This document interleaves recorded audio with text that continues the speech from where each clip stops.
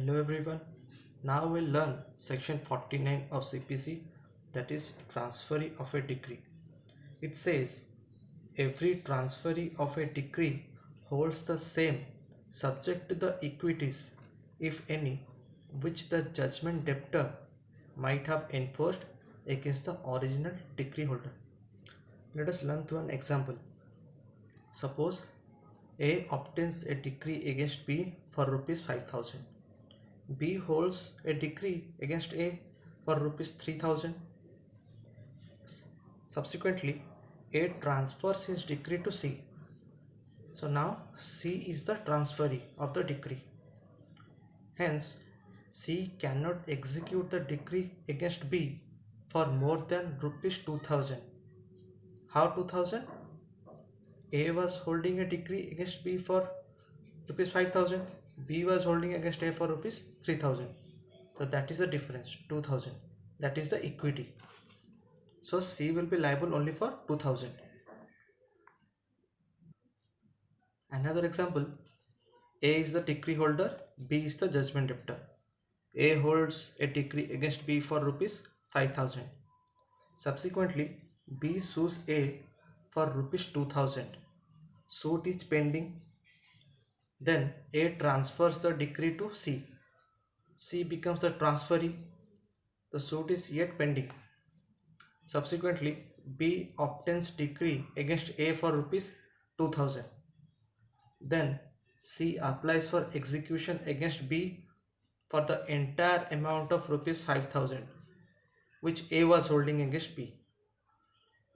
So according to section 49, C is not entitled to the entire rupees 5,000 but entitled to how much?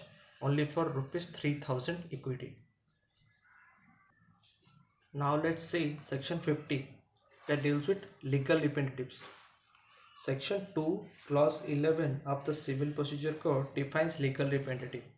It says a person who in law represents the estate of a deceased person and includes any person who intermeddles with the estate of the deceased. I have simplified section 50 as such.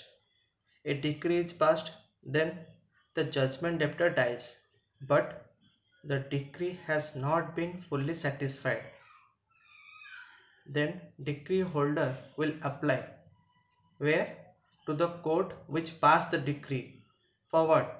To execute the same against the legal representative of the deceased. Then such legal representative will be liable only to the extent of property of the deceased which has come to his hands and not anything else. Let us see an example. Suppose A is the decree holder, B is the judgment debtor. Subsequently, B dies, judgment debtor dies, and the decree has not been fully satisfied. Then A will apply to the court to execute the decree against the legal representative of B. Suppose A holds a decree for rupees 5,000. Then legal representative of B has rupees 3k in his hands. He is liable only for rupees 3k. As the section says that LR will only be liable to the extent of property of deceased which has come to his hands. So here only 3k has come to his hands. So he will be liable only for rupees 3k. Hope you all like it. Thank you.